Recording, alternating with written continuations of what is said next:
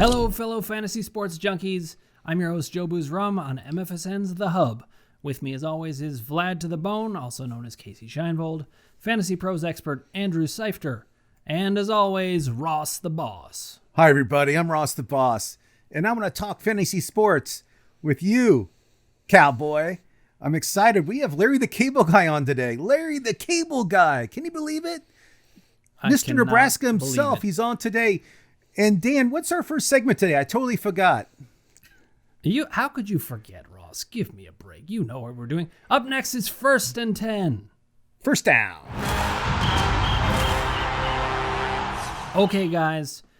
On this edition, we're at the part of the season where most people are coming up on trade deadlines. Now, that doesn't mean we're only going to talk about trade deadlines. We're also coming up on the part of the season where people who have been hoarding their waiver claim status or all of their free agent budget money, it's time to take action, I would say. I want to hear from you guys what you're thinking about at this point in the season. I think at this point, if you've been hoarding your free agent budget, you've probably missed a lot of opportunities to invest earlier in the season on some of the more impact players. I think at this point, we're about, 3/4 of the way through the regular season. You kind of know what your shot is at making the playoffs or whether you can get a bye in the playoffs. And so it becomes a question of how do you strengthen your team for those last few weeks to improve your seeding or to make a run for the championship?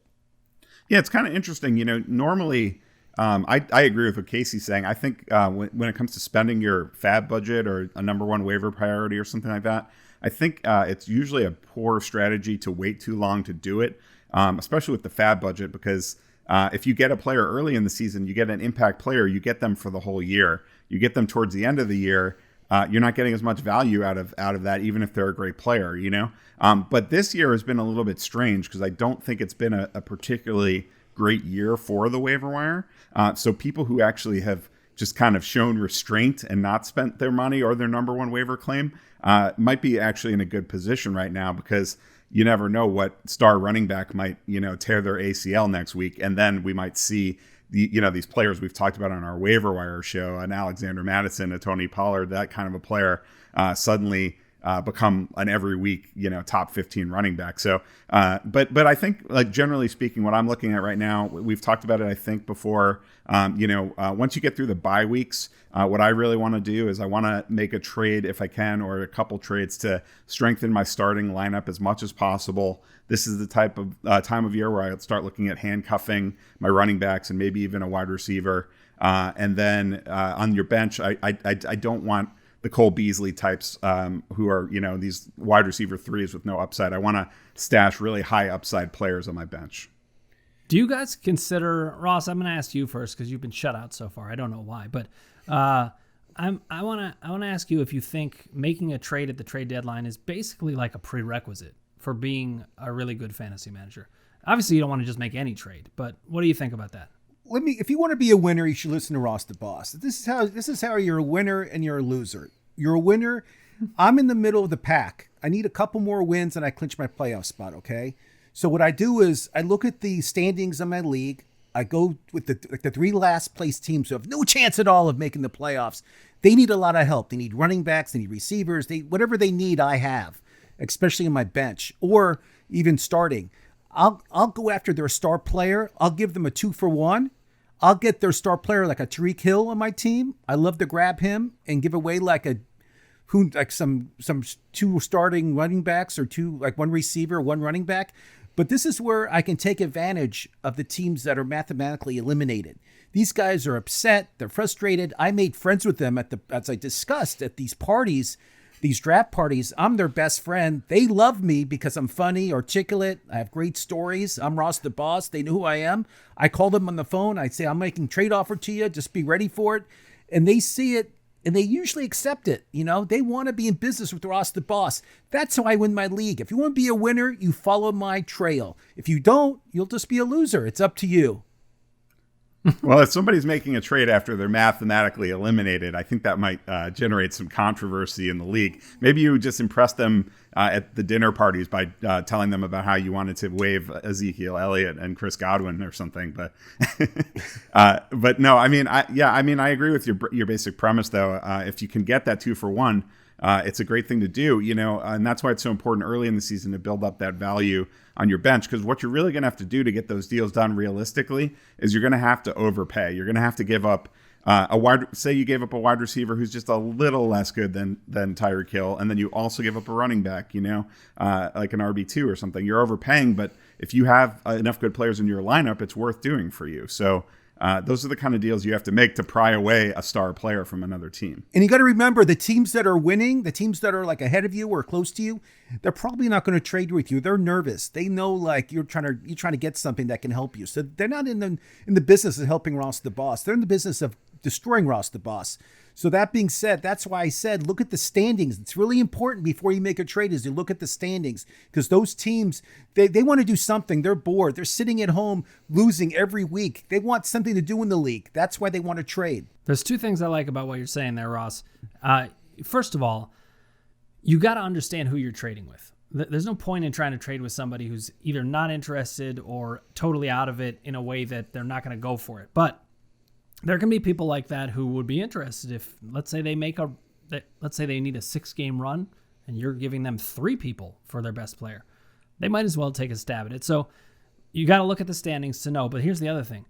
The trade deadline is your last chance to use the trades. Now, obviously that is obvious, but you got to think about that. That's a tool that you're about to lose. So I think going into this last week, if it is the last week before your trade deadline, whatever's the last week before your trade deadline, you want to take a good hard look at your roster, at other people's rosters, and see, is this a tool that I can use right now? Because you are about to lose that tool. And it's important to note, and I agree with what everybody said. I think those are some excellent points. It's important to note especially that mine. Of course, always. You're through most of your bye weeks, and so that depth you built up on your bench, obviously to play as a replacement starter for some of your regular starters, that's now more valuable than ever because you don't need to hoard it anymore if you don't have the bye weeks left. So you can use that depth that Andrew and Dan and the boss have talked so well about building through this show and through the waiver wire show. Use that now. You can empty your bench if your starters are healthy to prepare you or strengthen your starters for the stretch run.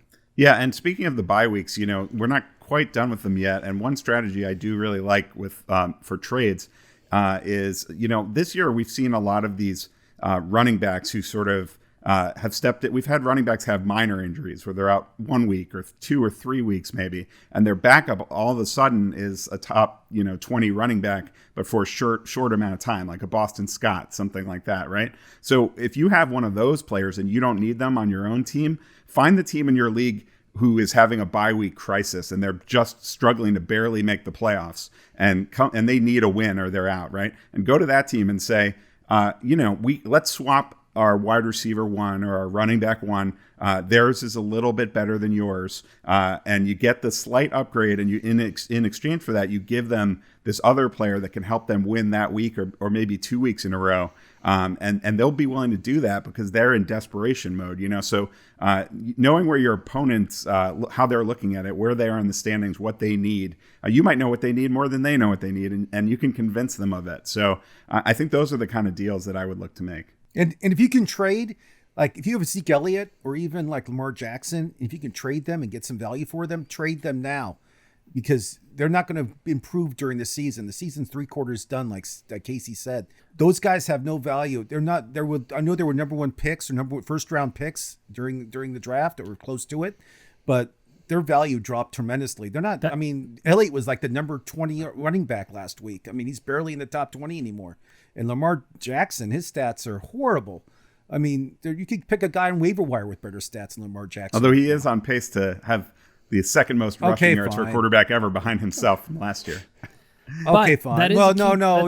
Pat Mahomes is a little better. Sorry. Rushing. Okay, fine. I'll give you that. That's Patrick Mahomes to you. Patrick now, Mahomes listen, that is a key point. His mom's not that, listening. At this point in the year, you kind of know who these players are. If you've been waiting around for Lamar Jackson to be Lamar Jackson last year, it's just not looking like he is going to be. And some people will say, well, I'm not going to trade him away for a lower value. That's selling him low. This is your last chance to sell him. So if you have a good quarterback, maybe you do trade him for. I'm not recommending that necessarily, but I think it's worth considering. Let's say you can get a mid-range wide receiver and you need that, and you got a good quarterback. it's okay to sell low at this point in the season if it fits your needs. And it's not really selling low if there's a reason the player's underperforming and you believe that that's going to continue. I think that they call that the sunken cost fallacy. It's this idea that you have to get the value that you spent on the player. That's not true. Like if their value has objectively declined, then you're not selling low to sell them for less than you paid for them. You're just being smart, So selling them for their you don't want to value. be stubbornness is not usually a good plan in fantasy. You want to be, this is a crazy game, and values change every single week. So you can't just be set in your ways. You have to adjust on the fly. I think stubbornness is good, and I'm not adjusting. Good for you. And I'm kidding. I also believe, like, if somebody offered me, I think Carr's going to have a better quarter of a season than Jackson. That's me. And if I have Carr as my backup, I would trade Jackson and get as much as I can for him, because people still think he's the Jackson from last year, and he's not. It's a facade. It's all fake. He's not the same player from last year. People haven't figured out. His confidence is down. He's not throwing the ball like he did last year. I know he's rushing, but again, the stats are not comparable to last year. So if you can get something for Lamar Jackson or Elliott, do it now. Those guys are, hopefully somebody thinks they're still what they were last year. You might even be able, another version of that trade, Ross, is go ahead and trade with, if you like Derek Carr and he's not on your team, go offer Lamar Jackson for Derek Carr and something. If you think Derek Carr is going to be better than Lamar Jackson anyway, then you're just getting extra. Yeah, being able to spot the undervalued player is just on somebody else's roster is just as important as knowing who might be overvalued by other people on your roster. But I do like that we're having this conversation, because people are always talking about buying low and selling high, and I think that that's easier said than done. And I do think that some of these players, you have to just face what they are now. So I just think that that's smart strategy to adjust in that way. Let me make one other point about that, Andrew. I like what you said, and we also have to remember, everybody knows buy low and sell high. Everybody knows it. So if you come to somebody and you're like, "Oh, I'm selling this guy, he's really good," and everybody knows, they'll see right through that. And I think one of the things you have to do when you're offering trades is you really have to think about, you basically, for lack of a better way of putting it, you have to respect the person you're dealing with. You have to respect their intelligence and know that they should be able to see through that. Absolutely. Now, especially with how much news there is out there, there's so many, everyone's reading the same stuff all the time. Everyone's watching this show and they're reading all the same articles, so it's, people know you're not pulling one over on people. And that's why trades that legitimately help both teams are the ones that work out the best. So we've leveled the playing field with this show, and I've said it before, I'm getting better just from listening to you guys. I appreciate it. Up next, Ross and I are going to interview Larry the Cable Guy on Nebraska football and more.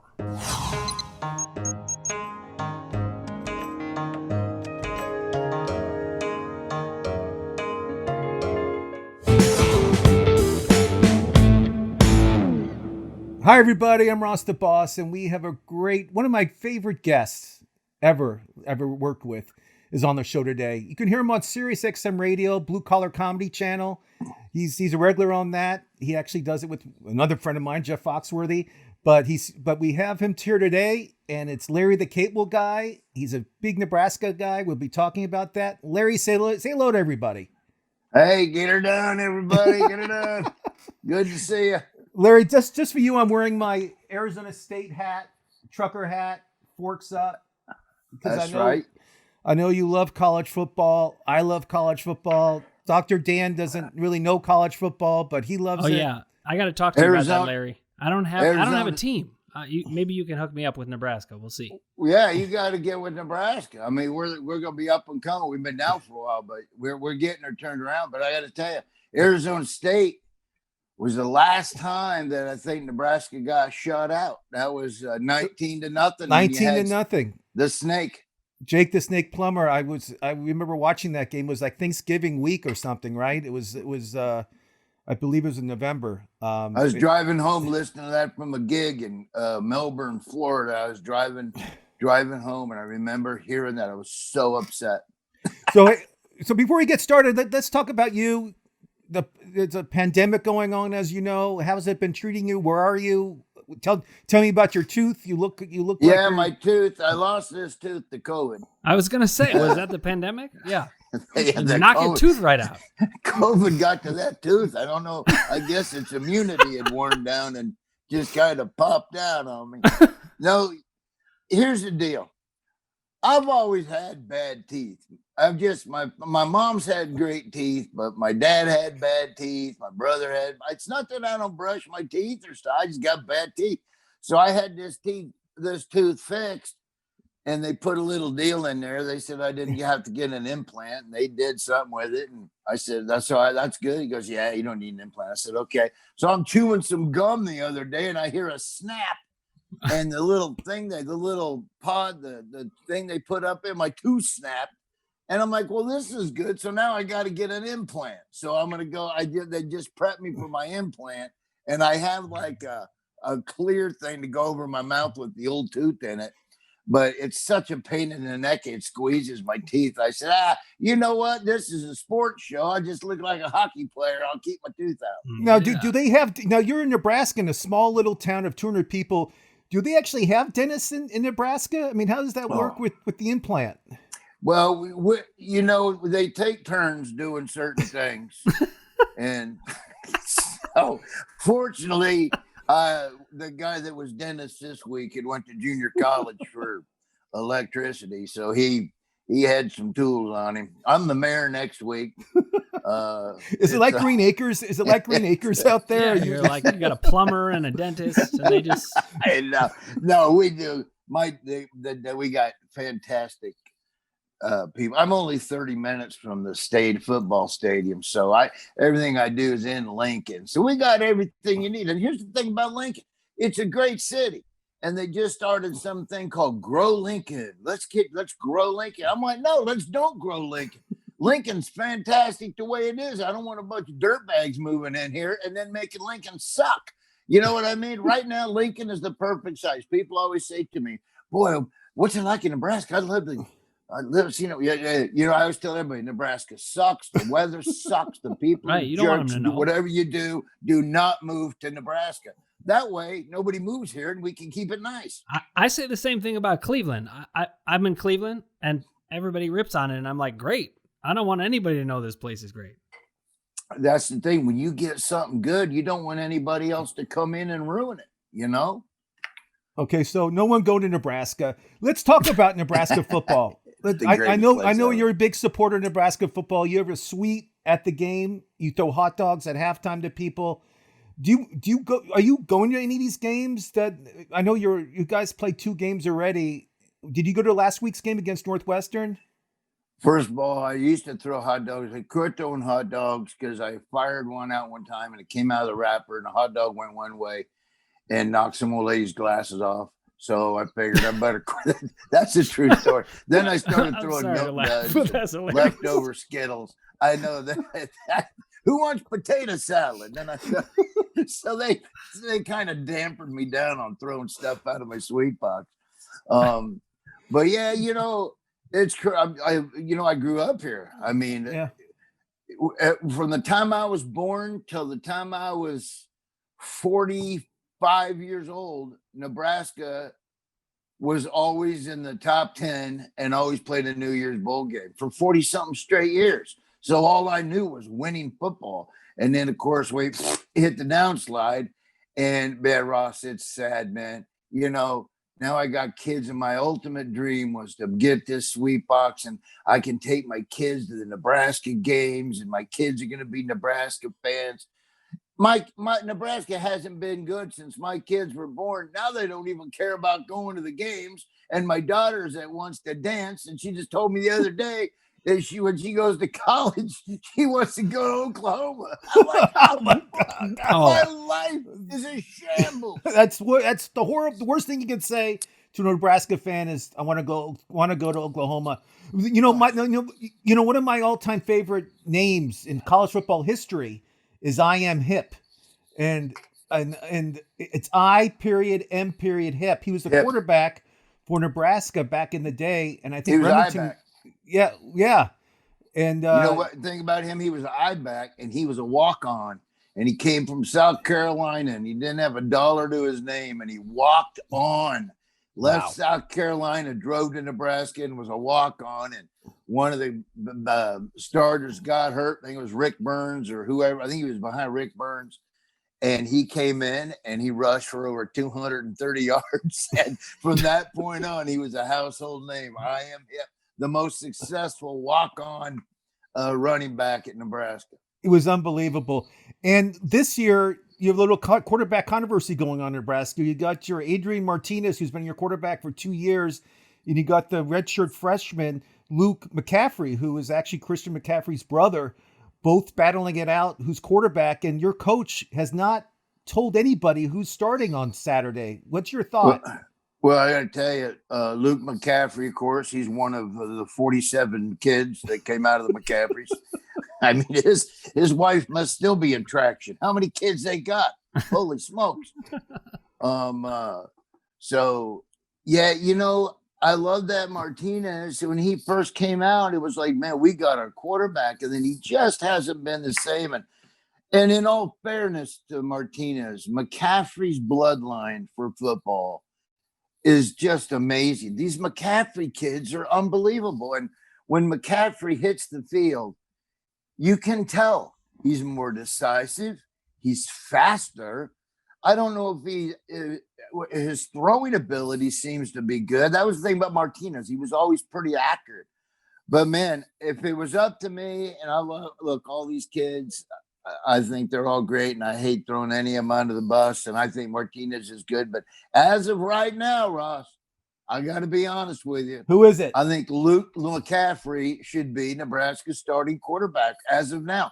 We've given Martinez the first 2 games. He couldn't move the team. We have way more weapons than to get 13 points against Northwestern.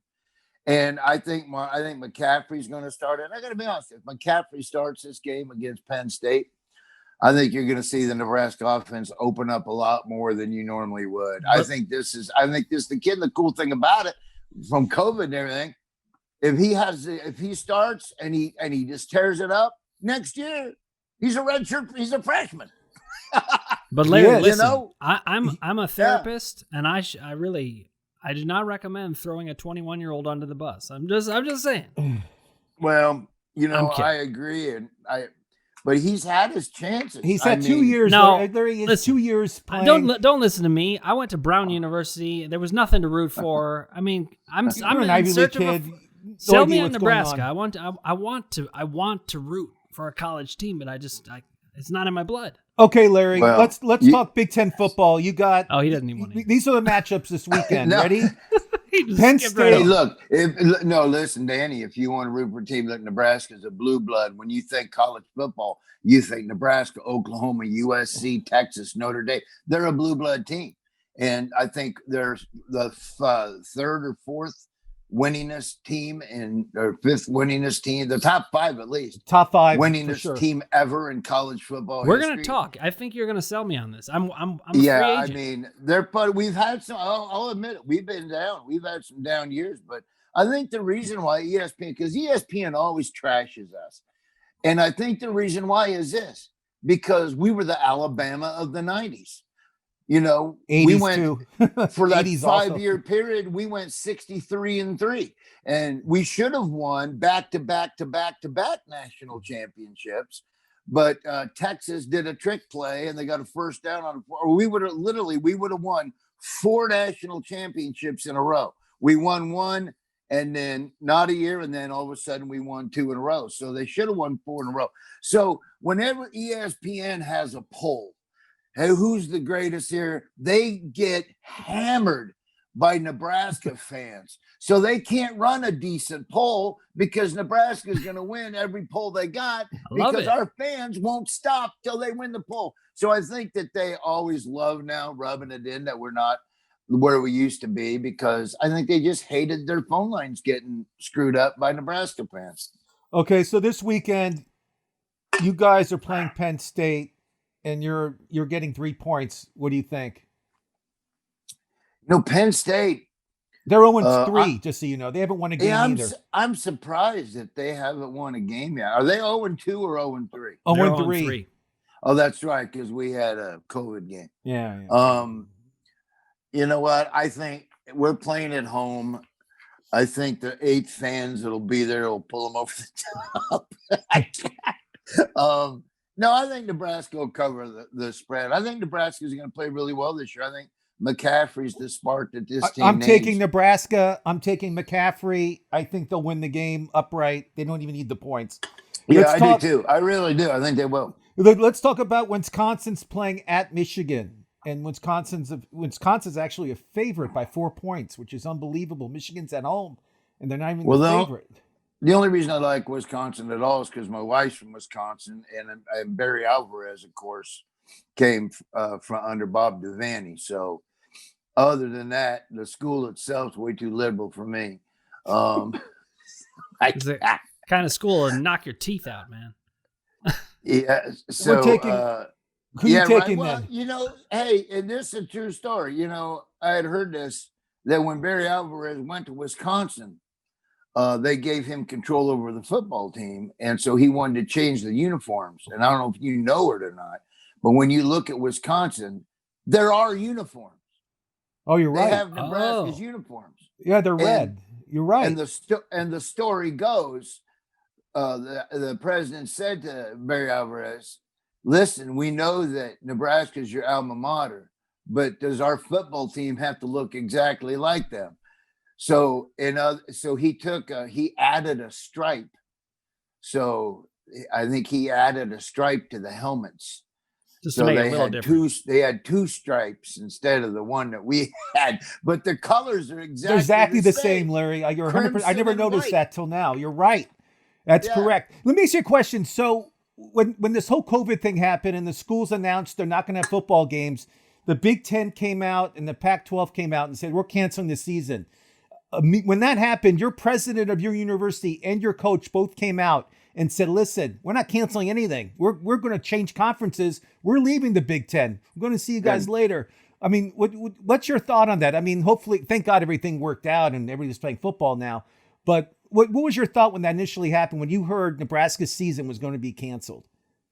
I was one of the ones that said, let's leave. Let's go to somebody that wants to play football. Everybody else. Here's the thing. Look, I don't care. I'm a free American. I'm outspoken about this whole thing, whether you agree with me or not. None of this makes any sense. None of it. Where you can have a football game in Clemson and you can have 30,000 people, but you can't have games in the Big Ten with no people. You can, it's just a mess. Everything's a mess. There's different rules, it's just stupid. During the worst pandemic we ever had in 1918, they still had football games. They had limited, some of them had 6, some of them had 7, but they still played football games and fans still went to the games. They wore masks. They wore masks and they did all that. When you put that pandemic up against this pandemic, this shouldn't even be a pandemic compared to the numbers that thing was. And it's frustrating and it's irritating. And, here's the thing about football and entertainment. When America has always been in trouble, World War I, World War II, Vietnam, whatever trouble America was in, we always had something to look forward to. We always had something to lift the spirits of the American people. You always had something. And they took that all away from us. They took entertainment. They took everything away from us and shut us down. People are depressed. People are committing suicide. And so when they finally heard we're going to have college football again, well, yeah, we're going to have it in the Southeastern Conference. They're going to have it here. They're going to have it here. Well, not in the Big Ten. Evidently, COVID doesn't make its way south. It only makes its way in this area. I think the whole thing is ridiculous. And when they said they weren't going to play, I wish we would have bolted. And then I don't know if you saw the Notre Dame game, but after Notre Dame won and beat Clemson, there were 15,000 kids running around without masks on the field with the players. Well, and not only that, when they announced we're going to have games, okay, we're going to have games, but now you can't have any fans. And we're thinking to ourselves, well, who the hell Who is the Big Ten to dictate to us who we can have in our own stadium? Everybody has a different situation with their COVID. We don't have the same situation that you have. You would think what they would say is, these kids have worked really hard, and this is a different kind of a year that we're having. This would be the smart thing to do. The kids have worked hard. This is a different kind of a year. Listen, we want these kids, if you're able to play football where you're at, we're all for it, man. We're all for these kids putting the time in and playing. If you think you can play, if you think you can have fans, I mean, by all means, people are losing $50-60 million in the athletic departments. They're going to have to cut some departments. Use your best judgment. If you can get fans in, get fans in. We understand the situation. No, it was our way or the highway. We're the Big Ten. We'll tell, and that's bullshit. I That agree is with you. complete When that garbage. happened, I wanted to call you because I knew you would have the same take as me. Because I agree with Yeah. you. Well- because I don't feel it's their call. I feel it's the state's call, the governor's call, the mayor's call. Who's the Big Ten to tell us? I think that's a there's huge no part of fans the in debate. stadium? But I think I would say this: I think we were all hurting from losing sports when they canceled the NCAA tournament, the basketball tournament. I'm That a was huge awful. tournament fan. Right. That was horrible. Well, it sucks. And here's the thing. When you look at the numbers, like I look at this stuff all the time, but let them play. They're not being hurt by this. I mean, it doesn't make a lick of sense. And you're right. It's bad for America. It's bad for the morale. It's bad for, if you can keep yourself safe and you can play, then you should do it. The goal wasn't to eliminate it altogether. You're not going to eliminate it. You didn't eliminate the flu. You didn't. Right. You don't eliminate stuff like that. They're viruses. And that's like in the NFL. Oh, well, we can't play today because one guy tested positive. That doesn't mean jack. He might not even know he might have the sniffles for 2 days. You're going to cancel an entire game because one guy that's 22 years old tested positive, where and odds are you can lay $1 million on it. He's not going to die from it because he's not in any risk group. You're just going to cancel the whole thing because we have one person that you're never. I hate to tell anybody, you're not going to get rid of it. COVID ain't going away. You're It's correct. not. It's just like the flu. This thing's never going to go away. We have the virus. Hopefully, we have a vaccine. We'll see what happens with Larry's that. as spirited about this as he is about Nebraska. This is good. Well, look, I love the country, man. It sucks that No, people are I hear losing you. jobs I and hear you. people are losing businesses and kids can't go to school and do their activities. Ta-da! I love the take. And before you go, Larry, before you go, Hey, dude, how's that for a toothless redneck? That was awesome, man. Well, I do think look- I do think that there is a problem in America right now where we can't sync anything up together. And, Okay, and Larry, I do before like you hearing go- that you're for us syncing up together and figuring it out together. Yeah, Larry- I would love for us to sync up together. Look, I'm neither conservative nor Democrat. I'm a free thinker. I'm a free American. But when I see something that's not right, I'm going to say something about it. I'm not going to toe the line. It's like, you'll say something and people go, oh, it's a conspiracy theory or whatever. And then you're thinking to yourself, yeah, but I'm actually seeing things happen. With my own eyes. Larry, before you leave, you got to It's tell us bizarre. one joke. You throwing me off, Ross? Is that what you No, doing? I Throwing want me off to. now? We'll keep You you on always as told long as me you want. when you always came to the Tonight Show. When you always came to the Tonight Show, you always told me one joke backstage, and it was always a great joke. You always had some jokes that does not be your joke, but people tell you jokes all the time, and you always make me laugh with some of the jokes you tell me. So I just want to hear one of your fun jokes. You haven't been on stage in a long time, so you must have 1,000 jokes I ready have to not go. been on stage in 267 Wow. days. Yeah. And you know what's sad about that, Ross? That's still not as long as I've gone wearing this same pair of sweatpants. You're wearing pants? I'm not even wearing Dude, pants. I'm going to have to take these things off with a paint scraper. I'm not kidding. Holy man. I will say I've been writing some jokes. One of my favorite jokes I've written since I've been my two favorite COVID jokes I wrote was, man, this COVID sucks. I remember back in the day, I used to have to cough to cover up my farts. Now I got to fart to cover up my coughs. And then the other one is I found out the two best places to social distance are the golf course and the gluten-free section of Golden Corral. and I got one more. I wish we were still in the Tonight Show. These would go great on it. This is great. The other one was I had been having a hard time getting to sleep, and somebody told me if you read a book, it makes you tired and you can go sleep. So I started reading a book now at night to get some sleep. Holy mackerel, it really works. I found a book that I liked. I started reading it in April. I'm on page 7. Get her done. But I do got a good joke if you hear it. Yeah, don't. Yes.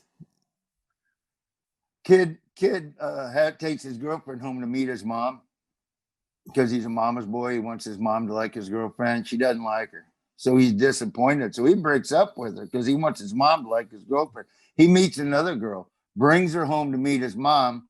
Mom doesn't like her. He's like, what in the world? He's still disappointed. So now he meets a girl that looks like his mom, sounds like his mom, acts like his mom, does the same thing as his mom does, brings her home. Now his dad doesn't like her. Larry, thanks for coming on. Larry the Cable Guy, Sirius XM Radio, Blue Collar Channel. You can hear him all the time. He just goes into the garage, turns the microphone on, and just starts talking. Ross, let me just say before you say goodbye, I love you. I mean, let me tell you something. I love Ross. You were so nice to me on the Tonight Show. I did the Tonight Show 26 times. And you were always, every time I was on, you'd come in and say hi to whoever I was with. And you were so nice to me. I will never forget those days. And just such great memories. So I mean, we had a lot of laughs. All those times. We had a lot of laughs, Larry. Don't go anywhere. But that's Larry the Cable Guy. You can see him. You can hear him on Sirius XM Radio. I'm Ross the Boss, and I love talking sports with Larry the Cable Guy. Hey, next time we'll talk sports.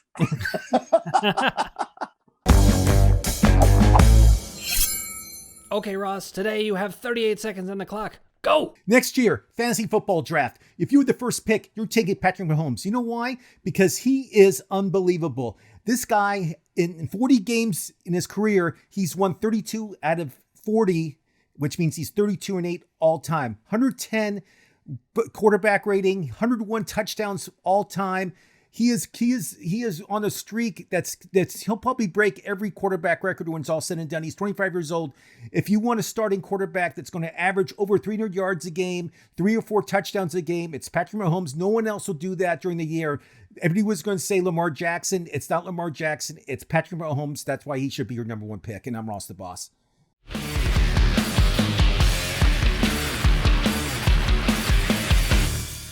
Okay, guys, it's time for Monster Madness. Lauren, we want to welcome you back. You've been playing some tiebreakers sometimes. We keep replacing you with famous people. And, you know, I think you're going to be famous very soon. But let's talk about who's left in the Sweet 16. Then we're going to get to the matchups in the West. So this is the Sweet 16. After all this time, Magneto, Voltron, Voldemort, and Zeus. We're going to argue those 4 today. Phoenix, Black Panther, Luke Skywalker, Darth Vader, Superman, Dr. Manhattan, calm down, Ross. Wonder Woman, Yoda, the Emperor, Iron Man, the Nothing, and Doctor Strange. One of these 16 will be your winner, and 4 of those 16 will be your final 4, because I understand math. Okay, guys, we're going to go to the West bracket. We're going to go with the easy matchup. We don't know how Magneto got things so easy. He is a 9 seed, but he just keeps facing people who are or creatures that have metal. He's got Voltron now. Is there anyone who can argue? Let's start with who can argue that Voltron's going to win this matchup. Okay, Anyone? can we go through the powers of each contestant? Okay, please? Magneto can control all metal things in any way that he wants, and he also has a helmet that keeps people out of his brain. But generally, that's only good against Professor X. So mostly, he can control metal. Voltron. Now, tell me if I'm wrong, guys, but as I remember, Voltron is a huge robot made out of 5 robots. I think they have lasers. What do they have? Casey? They have Anybody know? lasers. They do have I lasers. think They have lasers. It's called the super. This could be a robot, I disinformation campaign. I'm not sure. believe. Yeah, it might That's be. true. But either way, he doesn't stand yeah. a chance against No. something that controls metal when every single Isn't part this amazing? of you is metal. Yeah, No, I mean, listen, Ross the we are Boss came in. so- I can't argue that. Magneto bribed the committee that decided on the seating and the brackets because it's crazy how easy it's been for him with Optimus Prime and now Voltron as two of his biggest adversaries. When he so faces far. off against somebody who doesn't have to deal with metal, it's going to be trouble. But I think we all agree. Yeah. Magneto advances very easily, and Voltron would just be paralyzed. Besides, we want to save the bulk of our time today for Voldemort, the 3 seed. Now remember, Magneto was a 9 seed, but he just run through with these great matchups. Zeus is a 2 seed, so the bottom half of the bracket has gone exactly as expected. I want to hear from Lauren first, because she's been out for a long time. And Lauren, I want to hear Voldemort versus Zeus. This is like one of the best matchups we've had in the entire tournament. This is. And my history typically has been magic trumps strength. And I'm going to roll with that here still because I think that Zeus, if you're going to go toe to toe with him, strength versus strength, Zeus is always going to win. So I think I think that Voldemort has the advantage here because you're going to have to beat Zeus with some sort of trickery or magic. And Voldemort, Ross, I know that typically you have not been a fan of any of the wizards or anyone coming out of Children's Harry books. Potter or anything. He's but this very isn't like a dismissive rinky-dink of Harry Potter. This is not a rinky-dink wizard. This is like this guy knows he's evil, he's scary, he knows curses, he knows spells, and I think that he has what it takes to beat Zeus because again, I think it's not strength that's going to win this one. It's going to have to be trickery. I just want to say, those lines. It's not just trickery. Also, Voldemort has the will to win. He was willing to sacrifice pieces of his soul to make a Horcrux, and that's going pretty far. That being said, I may not be going in that direction. Ross, I want to hear from you. As I've been saying, it's a children's fiction book we're talking about. This is something a 12-year-old, 11-year-old will read. It's a nice little story. Those movies are really cute to watch. But Let me counter you. Let me counter you. You know what? Just for a no, sec. you're not countering. This is Ross the Boss time. You have fine. no Go ahead. say here. Go ahead. I'll get to it. I'm taking Greek mythology's highest rating god, who is Zeus, who has control of all the other gods too, which you guys forgot. He can call in other people to come in to help him if he wants. He doesn't have to. But Zeus has that big, what's it called? It's not a spear, but it's a, it's like a trident fork. is Neptune. Zeus has like a big thing too that he holds too. But that all being said, I'm taking Zeus. He's a mighty god. He's not going to lose to some children's fable guy who does spells with witchery. I mean, come on, are you serious? You guys are all serious. prisoners of your history. You Lauren guys can't are get away from crazy. magic. The Lauren magic can't get away doesn't from work on. The magic won't work Ross on can't Zeus. get away from children's books. Listen, Zeus is basically from a children's book also, essentially. I mean, all books are basically just from when you're the referring to imagination, Voldemort which as comes from fiction childhood. and Zeus as mythology, it's hard to argue. And not only that, Zeus these is from myths the were Greek, written from by- the Greek days when Mythology. Oh, wait, here's my argument. We're getting very off topic, but I have to go here anyway. Listen, the Greeks, their life expectancy was like 23 years old. I mean, whoever wrote that stuff was a children's book. He wasn't human. he He was a wasn't child. human. Keep going. He's not a human being. Okay, Voldemort, he has the will to win, but Zeus is basically unbeatable.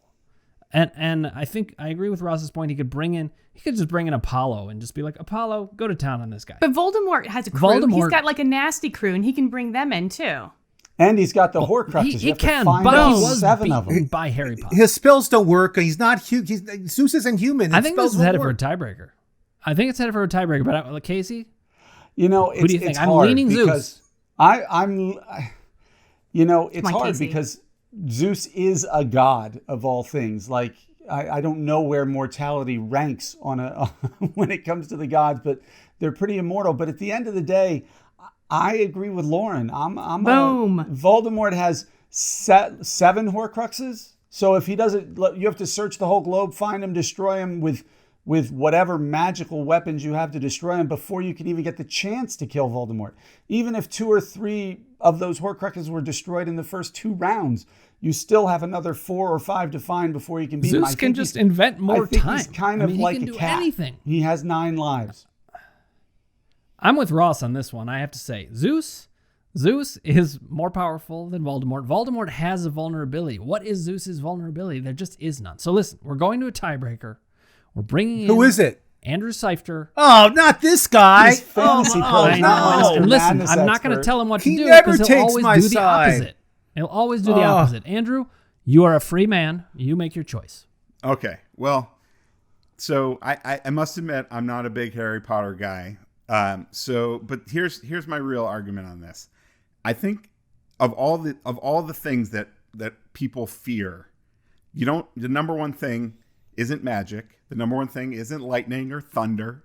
It's none of these things. It's time. Time conquers all. But who has stood the test of time? Zeus. Voldemort. Zeus has been around for thousands of years. Voldemort has been around for like 15 years. Oh, like thousands of pages. What? Thousands when of was pages. Harry Potter from? 20 years? I don't know. Like when was it We're created? quibbling about very small years compared to Zeus. Exactly. The point being that Zeus has stood the test of time. He stared it down with those big eyes and that big bushy beard. I think he had a big bushy beard. And he said, I think Andrew has I a will crush on not Zeus. succumb to time. And that's why Zeus wins. Whatever. Is that Bravo, it? bravo, Yes, young man. Yes. I'm sorry, but Voldemort has lost again, as he already did, whereas Zeus never did. Guys, that was an awesome Monster Madness. Next time, we'll move on to the Midwest bracket. I cannot wait for 2 more matchups next episode.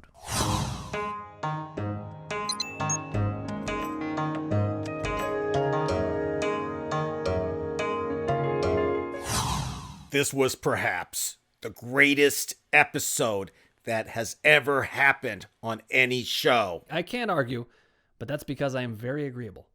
In any case, on the next episode, we have more First and 10, all the picks for upcoming week, more surprise guests, and another Brackets Elite 8 will be determined. Until next week, stay hungry, my friends. This has been MFSN's The Hub. Don't forget to subscribe and click the bell for notifications. If you forget, Ross the Boss will be coming after you with Dr. Dan, and he's bringing his tools. I'm Ross the Boss, and I love talking fantasy sports with you, cowboy.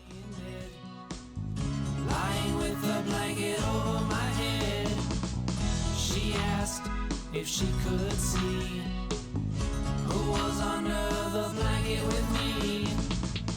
I said, you don't want to find. It is Hideki Matsui in my